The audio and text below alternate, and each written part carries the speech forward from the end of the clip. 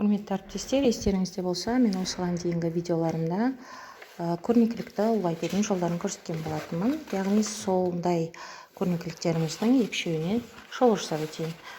Мысалы, 1 мамырға арналған осындай үлкейткен қағаздарымызды тақтаға іліп, яғни баннерсіз-ақ сабағымызды өте қызықты көркем қылып өткізсек болады.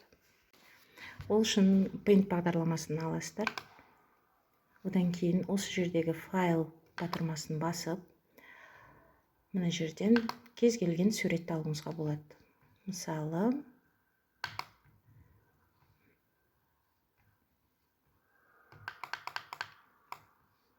мына бір суретті алайық. Енді осы суретті сіз үлкейтіп шығару үшін алдымен печать деген батырманы табасыз. Одан кейін параметры страниц батырмасын жазып, мына жерге 1-дің орнына 2-ні қоясыз. Немесе 3-ті қоюыңызға да болады, яғни 3 парақ. Окей батырмасын басасыздар. Шығармай тұрып, предварительный просмотрға кіресіздер.